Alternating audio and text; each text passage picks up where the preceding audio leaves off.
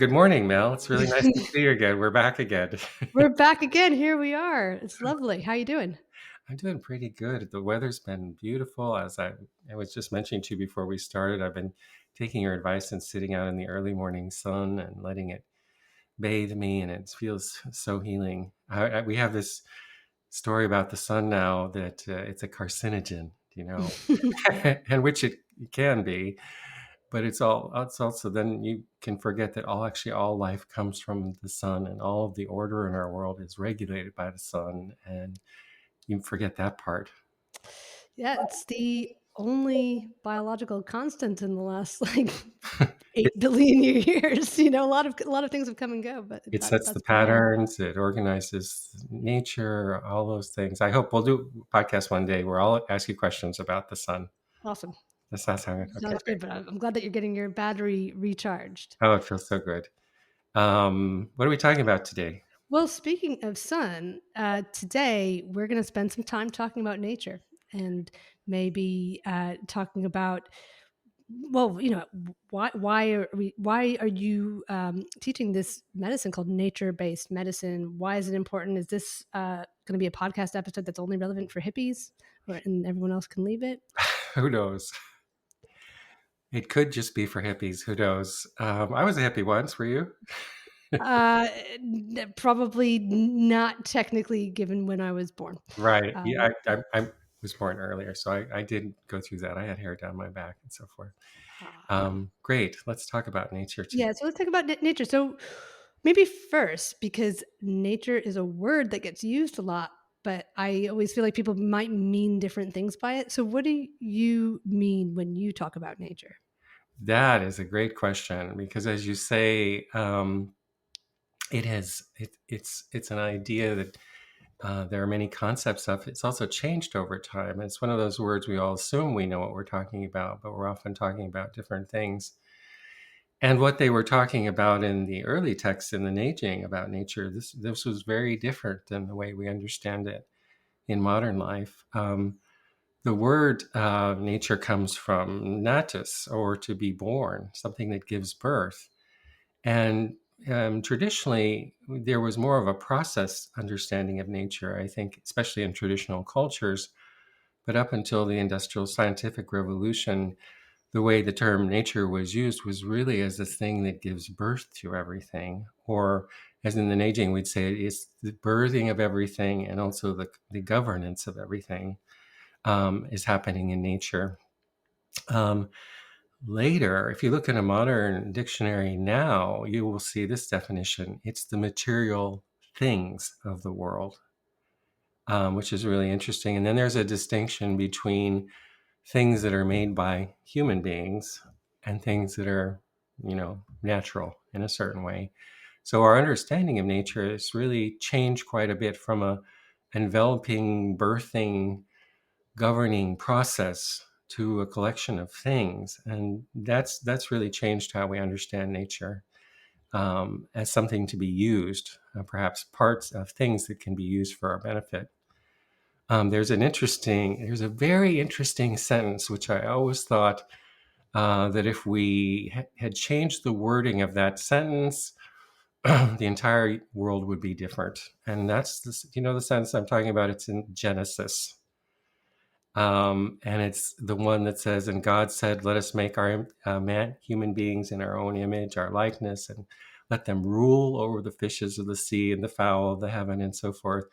And there's that word rule, which is a Hebrew word, yirdu, and it means to govern or to rule. It's here you often see the power of stories. Like, for example, if you go to Sunday school, this is being taught all over the world for centuries, God gave nature to human beings so that human beings could rule over them as a God, which is really the emphasis of that sentence.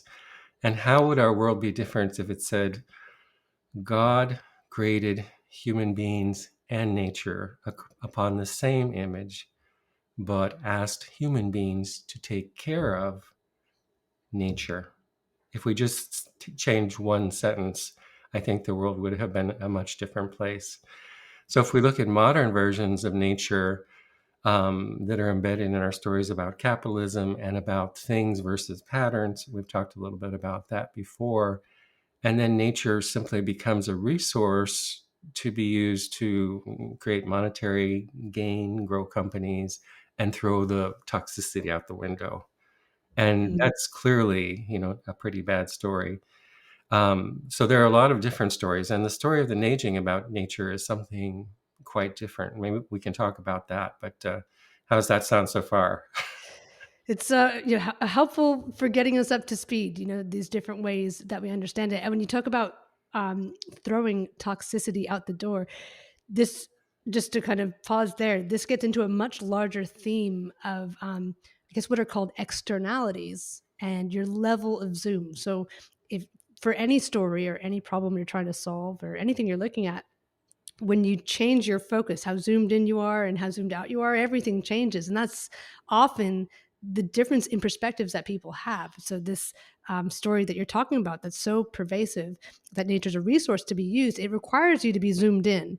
And as soon as you step back, then you can see the, Antarctica side mound of plastic in the Pacific Ocean, and you see it, and then you know that that story doesn't work. It's missing important information. Yeah, and there we'll get into this more when we talk about stories, but we talk about the enveloping story, which is like the water the fish swims in, and then the story that's right in front of them, and they're always influencing one another.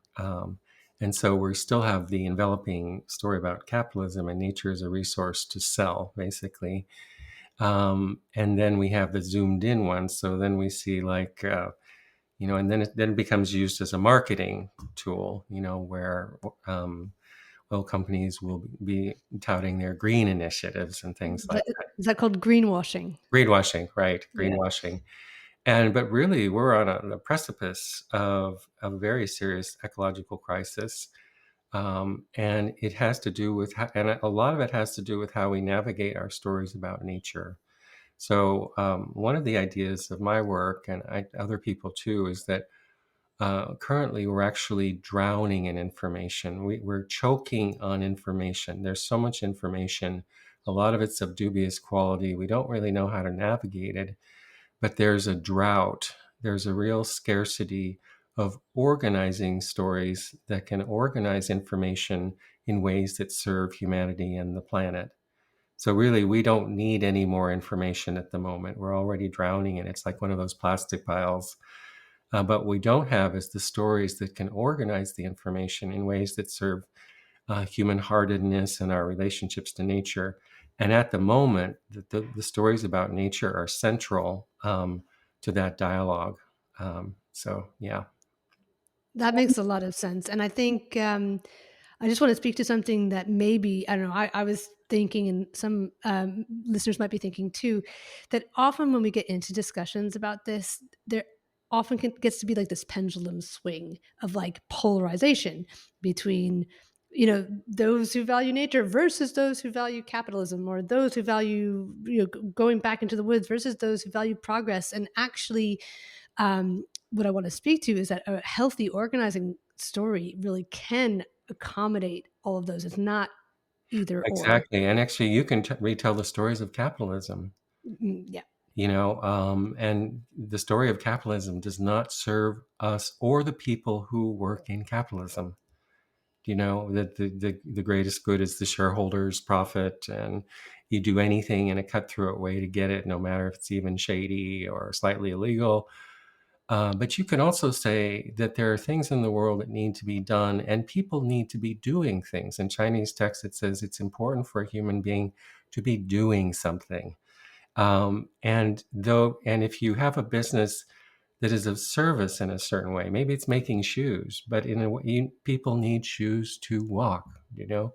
So you can retell the story of capitalism and the people that own the businesses that are providing kind of a sacred space for people to do something that's of service to others. So even in the story of capitalism, we can Mhm. really retell that story. And of course, embedded in behind all this is another story that we need to change, that the greatest good is always about growth, Right. which is ridiculous. In Western medicine, there is an illness characterized by unlimited growth, and it's called cancer, Answer. and it kills you. Nature is about breath and seasons and waking and going to sleep and the beauty that comes from that and the light that emerges within that. And all aspects of that breath are sacred, as we say. And so if you're only on the growing phase, nature is going to kill you. It's going to invoke things that break you down because it prioritizes breath. And so if one part's out of balance, it will invoke the other side, the breaking down part, so that it can breathe again. You've spoken about this before. It's like in modern times, we just are inhaling all the time. We're Right. like addicted, and but of course, if you kind of explain it that way, like, well, if you were just inhaling and not exhaling, like that would be really uncomfortable pretty quickly. Right, and here's another thing about growth. In Chinese thinking, if you want something to grow, you don't plant something. You first look for something to die. Hmm. That means if you want something good in the springtime, you attend to autumn time. That means if I want to change something or make a new business or grow in a certain way, the first thing I do is look at what is no longer needed and let it die, because that makes space for the next breath. So and occasionally I'll be looking around in the media sphere and I'll see like, oh, there's a revolutionary new idea that maybe economies should not be always growing, but they should be balanced. And I'm like, oh, obviously, we're at such a limited stage with this, which is also a reason to feel good, actually, because we're at such a baby step place in our understanding of our operating system and our stories and all that. There's so much to be improved. Um, So what's interesting here is you're sharing ideas about nature, but we're talking about economics. It sounds like some of these ideas are fairly widely applicable to different areas, not just health. so, I mean, you've studied this too, and the secret sauce of this is it's telling you the unified model of how all things work.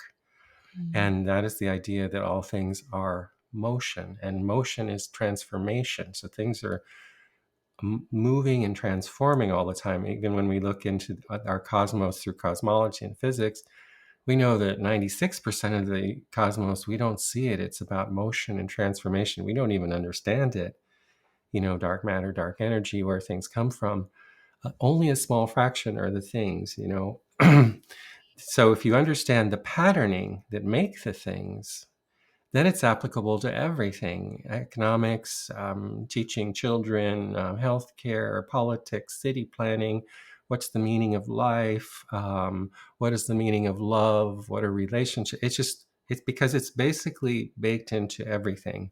And so that's the real power of the early Chinese writings in the Neijing. It's like, and I talk about that as the world before the veil and after the veil, meaning that there's a whole world of things turning and transforming and moving into different conformations. And then when we're born, when we take our first breath, we move into the world of things. And that's the world after the veil. The world of things comes from the world before the veil. If we don't understand the world before the veil, then we're just like the wise men holding the elephant, trying to feel the elephant, trying to measure things and figure out and we're always kind of lost, and so forth. Yeah. There's a quote from E.O. Wilson here I pulled up. I love his writings. And humanity today is like a waking dreamer caught between the fantasies of sleep and the chaos of the real world. The mind seeks but cannot find the precise place and hour. We have created a Star Wars civilization with Stone Age emotions, medieval institutions, and godlike technology. We thrash about. We are terribly confused by the mere fact of our existence and a danger to ourselves and the rest of life. So that's a little bit bracing, but I think he states it very well. But there's another issue here when we talk about nature, because it can be overwhelming for anybody to, especially now that we have cell phones and things, we can just stare at them and it's kind of a lot more pleasing than thinking about the way things are. And also people are arguing about, climate change, all those things. And I like what Gary Snyder said, which is, if when we talk about doomsdays and we make people and we speak from fear-based points of view, it's good for getting political ends and things like that, scaring people and so forth. But the way to have transformation is to love, and that means to love nature. So sometimes they say, any moment we're not speaking a love poem to the world, it's a wasted moment. It's very so. Instead of like arguing about it, saying the end is coming, it's coming, it's coming. You got to do it now. You got to do it now. And then most of us are powerless, and we just feel worse. Start with love and start with locality. Means start in your garden. Don't heal the world. Start with your neighbor. Mm. And from that, great transformation can come. Wow. These are really, really powerful ideas. And so what does the Neijing say about nature? This is really interesting. I've been studying that book now for 20 years. And when I first started studying, I thought it was a medical textbook. I thought I'd go in and tell me how to treat a cold, what acupuncture points to use, blah, blah, blah.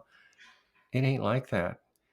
Now, and when you learn Chinese medicine, it's all about the point combinations for headaches and dysmenorrhea, all that stuff. The Neijing has very little of that.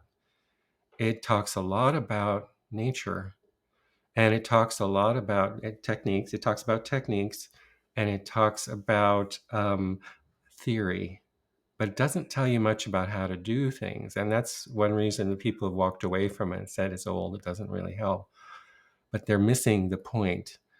And what I began to see over time is, well, what they're talking about nature, and they're talking about the patterns of motion of nature and transformation. And what I now say is, it's the world before the veil. And so it's this incredible manual and look, parting the curtain behind the world about how the universe operates. And then the Neijing has an interesting language. It's often moving between levels. And Mhm. the three main levels they move between when they're describing this world before the veil of nature, one is the world of the cosmos. So just we call in nature-based medicine, aging nature-based medicine, our new medicine, we call that the universal base patterns. So if you look at all the things in nature, and because we think about things rather than processes now, it looks like the world is created and defined by an infinite number of processes and things. But that doesn't seem to be true. It seems it's actually that the universe operates on basic principles, which are fairly few, and they permeate the whole cosmos. So in the Neijing, the first level they talk about, they'll say in the heavens. And they're talking about how this intangible motion, like the water in the ocean, is moving, that we don't see anything in it. And then it comes to the second level, which is the world of nature. And these patterns come into the world and they mix with the local events on the planet, and they create the world of nature. So we were talking about, what does nature mean? And in early Chinese thought, it was the space between heaven and earth. We call it the qi jiao, the qi intersection. And there was the more material earth aspect, and there was the patterning that comes from the cosmos. And they essentially are having sex or making love. They're turning together. And the language is sex based, really. It's like they move on each other, they turn. And from that, the world of the 10,000 things is created. And 10,000 things is kind of another name for the world of nature. So the world of nature is a child of the patterns of the cosmos and the patterns of the earth when they make love and they create each other. And there's this way that the forms of nature come into being around the patterns of movement.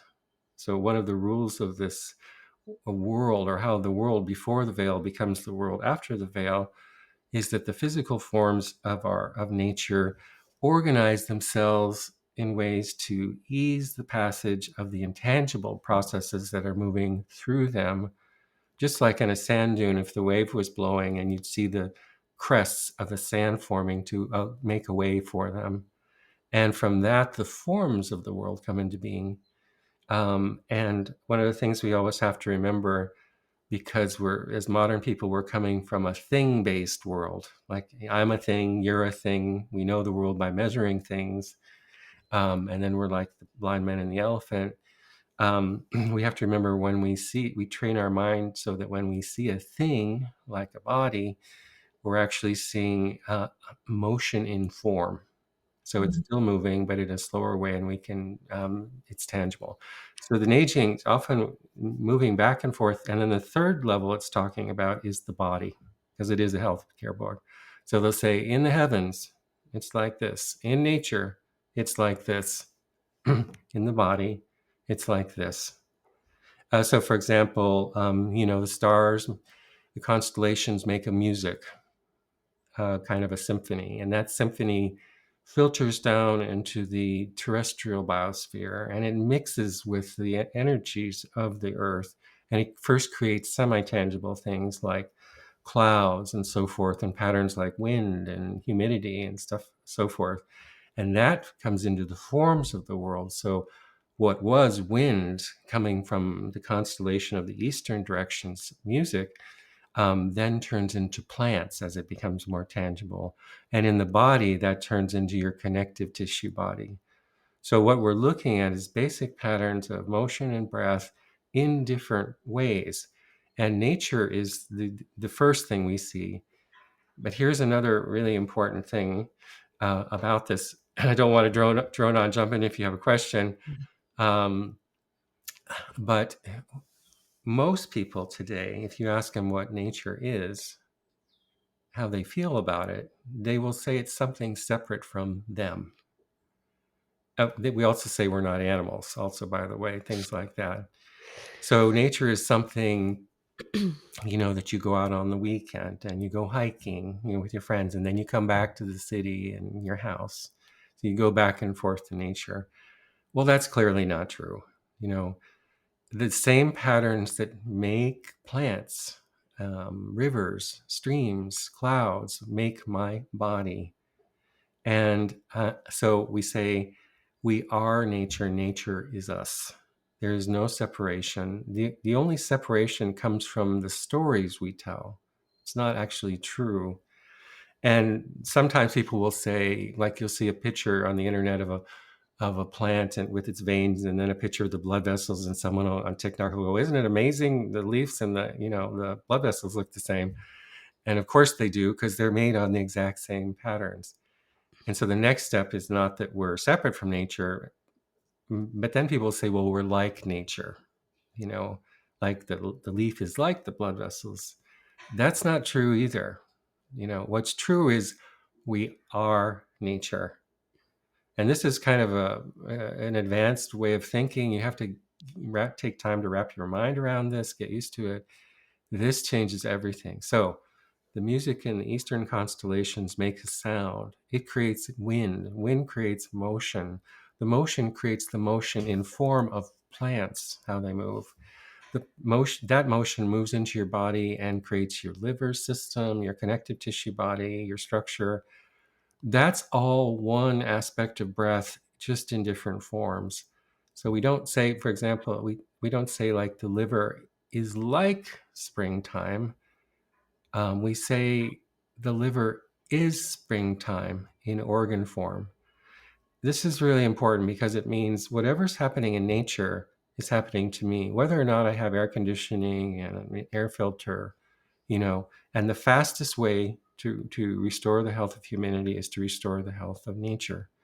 And also, not to go too far, when we restore our body or through our healthcare work, we help nature restore because we're directly connected. So you might think, well, one person doing Qigong doesn't matter. But what if a million people did it? That actually helps nature breathe again because we are nature. I think that's probably enough.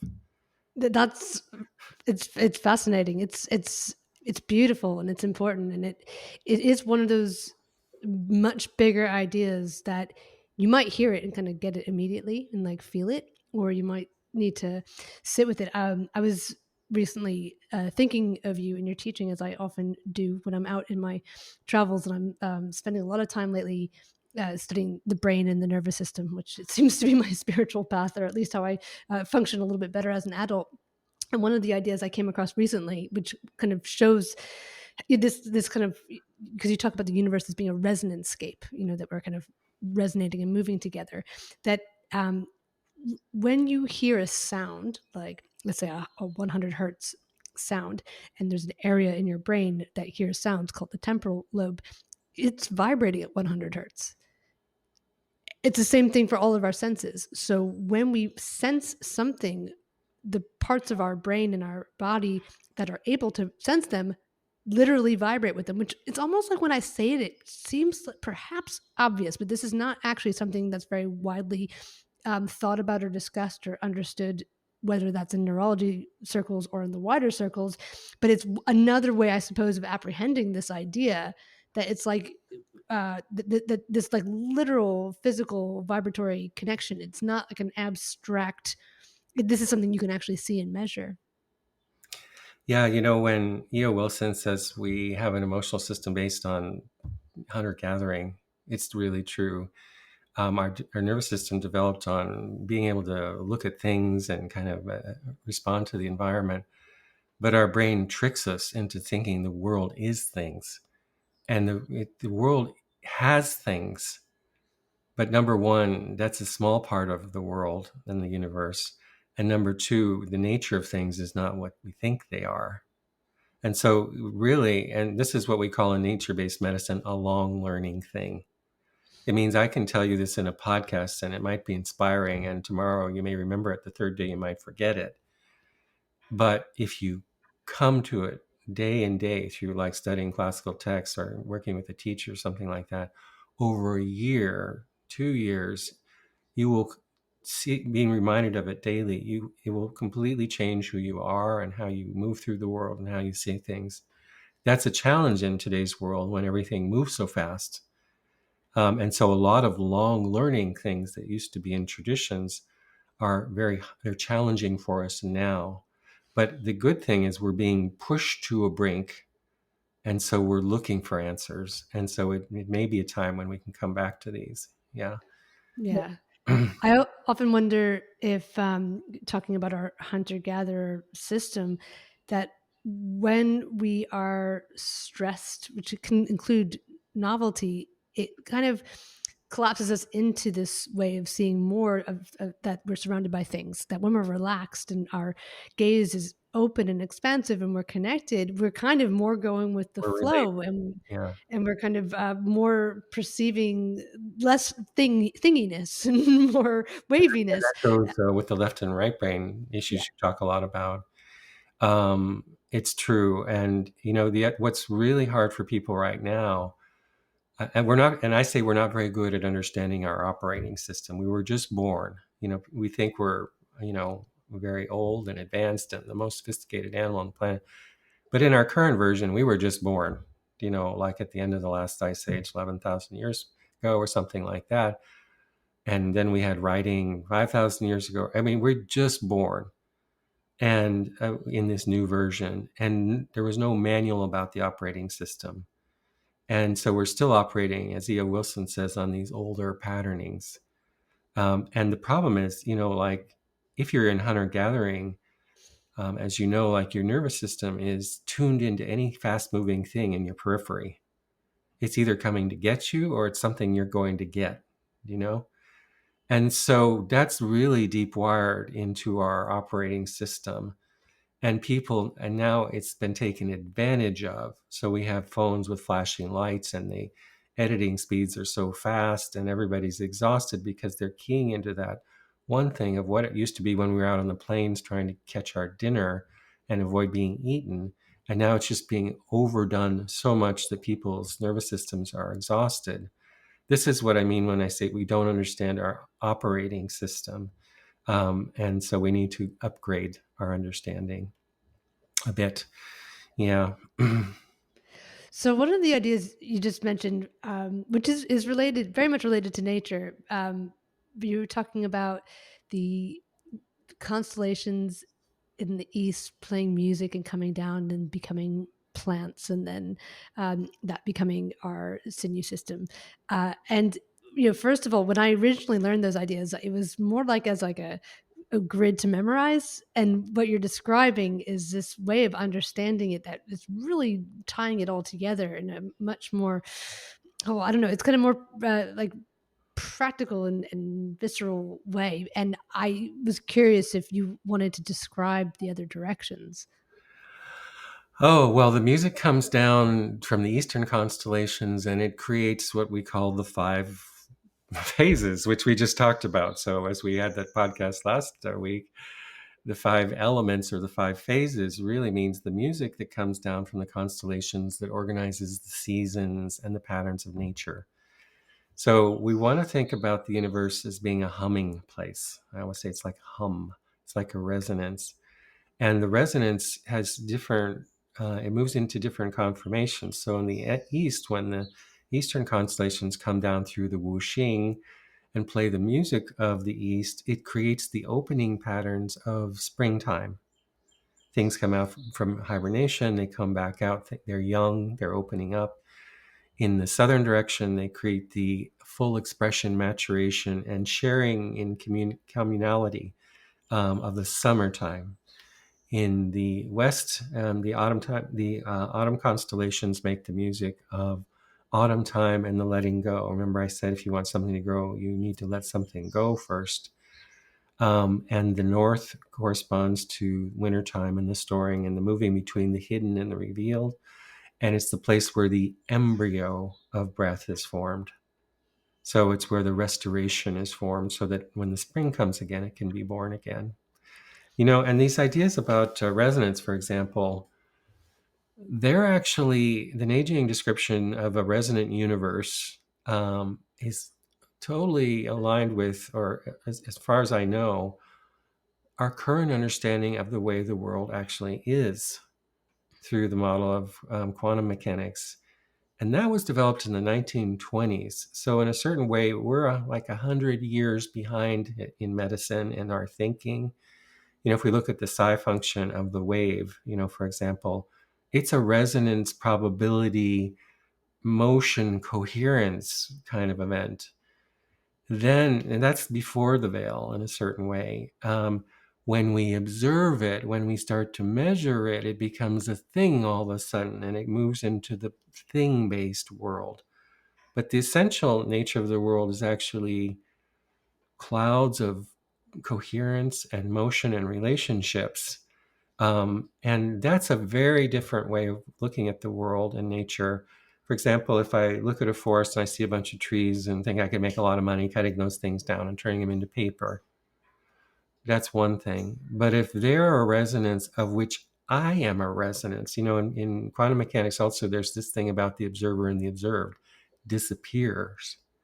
Because if the world is a resonance, then we're just different coherences of that resonance. And this underlies a deeper question that we have to navigate to survive. And that's the question about separation or communion, which is essentially, and it's the question that underlies, most spiritual questions. And it is, are we the same? Or are we, we have a shared space, or are we different? Are we things we fight with each other to win?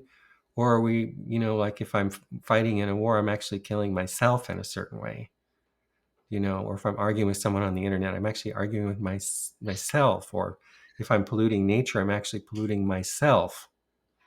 You know, these are all more advanced ways of being once we understand the operating system better. And we really need to be evolving to there as much as we can. These are hard concepts, though, I'd say, too. These are not simple concepts. But as Richard Feynman says, if you can understand it, you could explain it to a child. And the basic principles you can. It's hard. I think it's hard conceptually because the way our brains are wired, we it constantly misleads us because we didn't get our instruction manual about the operating system.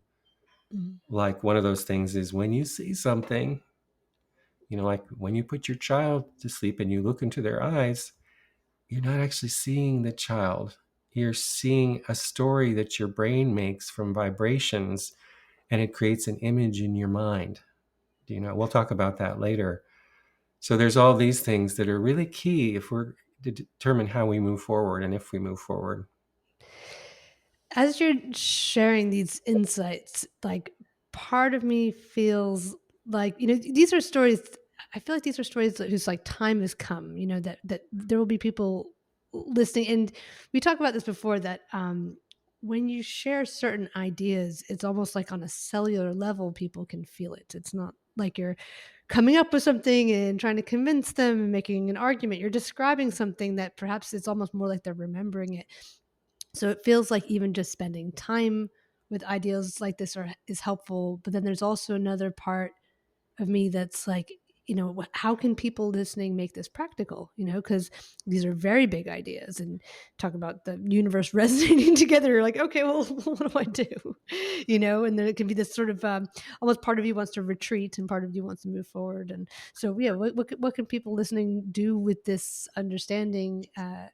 Even if it Yeah, takes some time to kind of fully absorb it. I think that's really true. And one of my philosophies of teaching is you can't teach anybody anything deep that they don't already know themselves.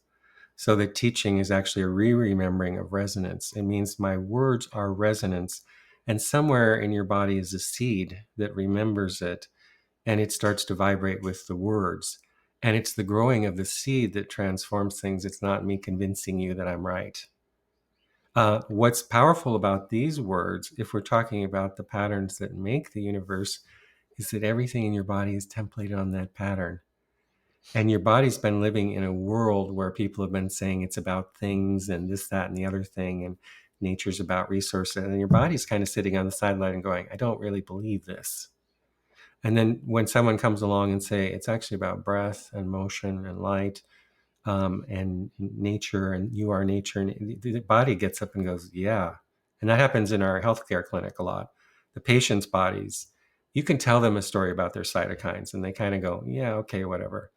You tell them about this, and they go, yeah, Mhm. because they feel it. It is also a problem and a challenge in teaching because some of these ideas are pretty esoteric. How do you Mm. how do you teach? But fortunately, in the healthcare clinic, we need to know all these theories to teach them. But what do we look at in the healthcare clinic? Restoring ecology. So that means, and you can do that in your garden. You can do that in your house. You can do that in your body. They're all made on ecological principles. So when we teach people, we don't say, go to the heart of the universe and conjure up this. Well, we do that a little bit, but what we're actually saying is where do the rivers run in your body, which are the blood vessels, and they were divided into watersheds in the Neijing. And how do you assess whether a watershed is healthy or not? And where can you see where its flow? And what's the quality of its water? And what's the principles of its health? So it's all about ecological restoration.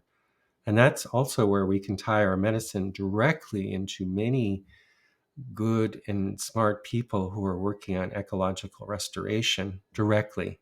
For Mm. example, soil restoration has direct correlations to human health. River conservation. We're going to have a class in July down in California, and the first day we're going out to the river with a river specialist to teach us about that river because the same principles are there for how we work with the body and its blood rivers system.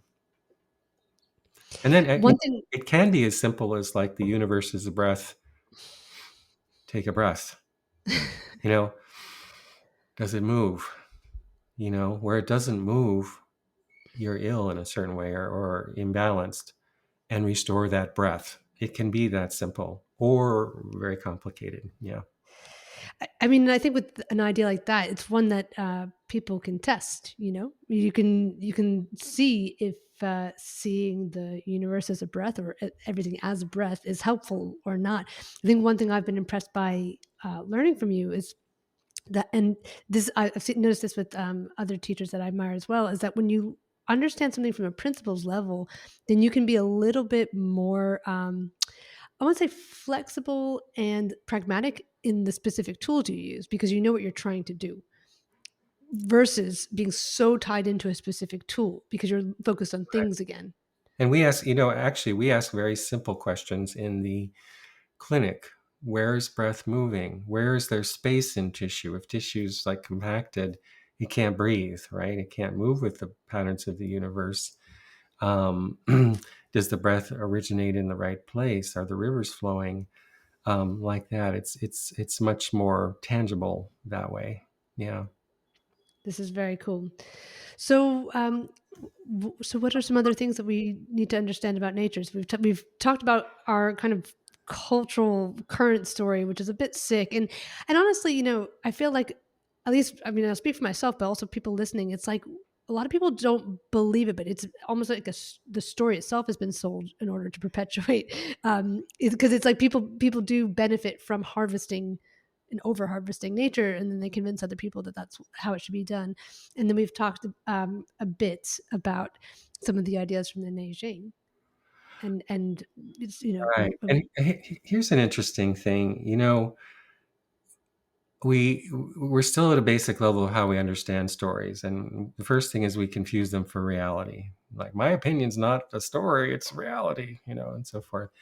The other thing is there can only be one, you know, whereas there can be many. Like when we get better with the operating system. So, for example, the thing-based story is a way of assembling observations about the world, which has certain benefits. Mm, It's not all bad, you know. It's just limited in a certain way. When we look at the story of capitalism, for example, it's not all bad, or it doesn't have to all be bad. What we see in capitalism is that money becomes a mana, a substitute for actual life, and because there's an impoverishment in actual life, we want mana, which is a kind of food falling from heaven or something like that. What do I mean by that? What is it required for you to have a wonderful life where you feel an abundance and you're full and you couldn't want for anything? Well, you need a house and safety and, food and water, all those things. But what you really need is breath and light. Our bodies are built on breath and light. And when we have those two things, we are full. If you don't have those two things, especially if you've been told a story that what's really important is money or something else, and you head down that road because you're part of that tribe, and then you feel the impoverishment of it, and then you need more of it. And then it just becomes about getting that. And that's the sickness. So, what I mean by that is when my point of view is everybody I deal with, they're doing the best with the tools they have. That's one thing. And also that all stories have good and bad aspects. mm. And so it's like when we talk about the story of the Neijing and nature, we're telling a different story. It's much richer, more accurate. It helps us move through the world in a different way. I mean, when you were describing stories, what came to mind is that that there's also this tree-like structure to stories themselves, and I think maybe part of what's so confusing about being a modern person is that people are out on the leaves with these little tiny stories, and they're not very satiating or fulfilling, and they're confusing, and they're going from leaf to leaf. And when you kind of come up the tree and into the trunk and the root, there aren't that many stories. Different uh, different spiritual traditions, different religious traditions really had different versions of similar stories, or even the book escapes me now, but I was in a bookstore a few months ago, and it was a book about like the seven different structures of stories. It's like there are seven stories. Here they are. Here's different takes on them, and it's not wrong. And so it's kind of beautiful that again, even talking about story follows the structure of the story that we're talking about, which is these universal patterns that are everywhere. Right. And when we get more advanced with stories, and hopefully we'll have a whole talk on stories, instead of arguing about which one's right and then killing another person to defend that story, which is a really primitive way of, being, we can ask this: how does this story change how we move through the world, how we walk through the world? And we can begin to value stories in how they change our experience of being alive. So, for example, the nature based story of resonance and communion, its value is that it changes how you walk through the world, how we walk through the world. It's not about an argument about which one's right, because also, when I go to have an operation, I'm really glad my surgeon knows about things, you know. So they all have their value, but it's also, how do we take a bunch of different stories and serve something called humanity and nature and the world? And we're not having that discussion hardly at all right now. So Mm. we're drowning in as I say in the beginning, the information. It's overwhelming us now with AI. It's just like you can't, it's like you're drowning in it. But the organizing stories that put it together so that there's more humanity, there's humaneness, human heartedness in the world, or flourishing of nature and so forth. Those discussions aren't there because we're very primitive in our operating system, our understanding of the operating system. These are important discussions to have, though. It's really, Oh, and the thing we have going for us is like people know we're against the wall.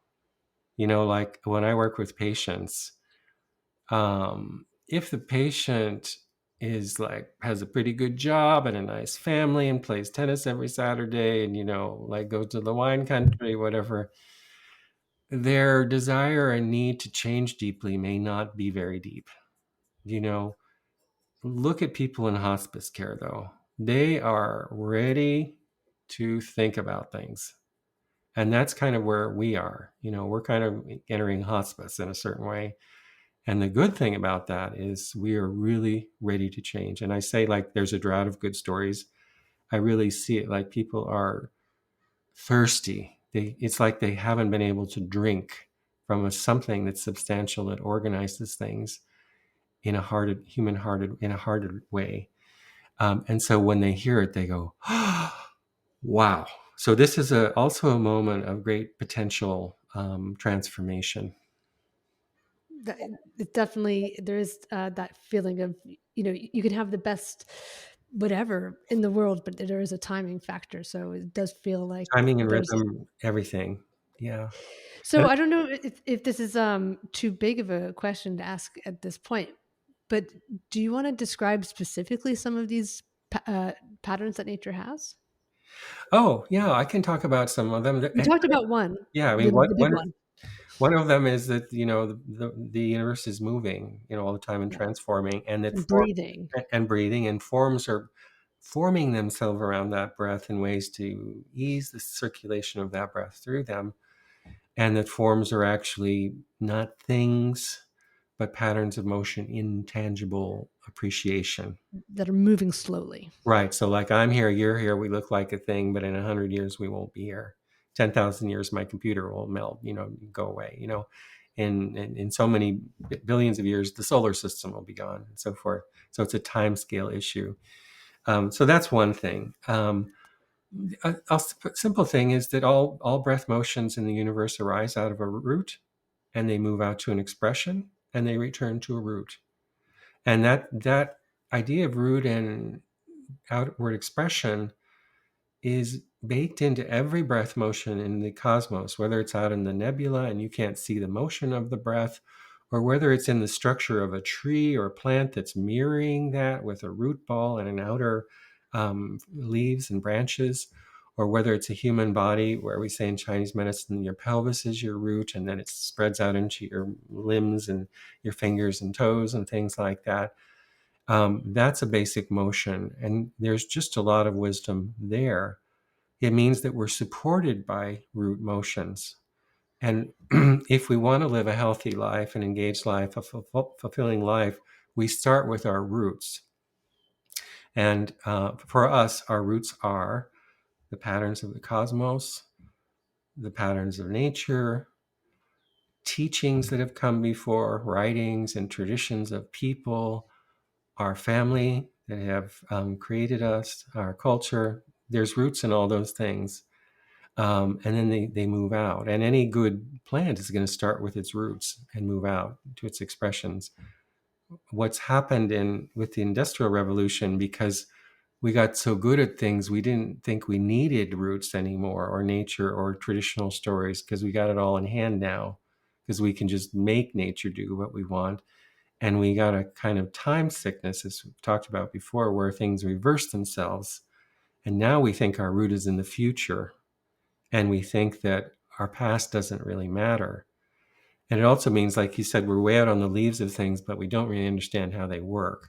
So we're like hungry ghosts, always trying to move around, but not being fed. And so we have to just turn that around. It doesn't, to look to the past doesn't mean, and know where your roots are, doesn't mean that new discoveries aren't happening in science. It's just that they're built on a root structure of Mhm. things that created it. So that would be one example. Very cool. Yeah. Very cool. Anything else to add about nature and her breath pattern and, the patterns that form us, connection, separation? I would just say this, it is a difficult time. And as I said before, the two things that keep me hopeful, number one is we're using so little of our potential. We don't understand our operating system at all. We're working at a very primitive level. It can be so much better. We have so much room for improvement. And the second thing is nature and its breath motions are so powerful and resilient, and they move towards healing, and they move towards the restoration of balance. And so when we align with them, immediately things start to get better. We're going against them, trying to kill them off, poison them, things like that. But if we can turn around and move with them, wow, it's then the wind is in your sails, and things can start working with us again. That sounds like a good way to go. Yeah, but we have to have these conversations first. Absolutely. Communally, yeah. So this is great. Very cool. Well, thank you, All right, and, I'll look we'll look forward to the next one. sounds good. Thanks for talking with me today, and I'll see you next time.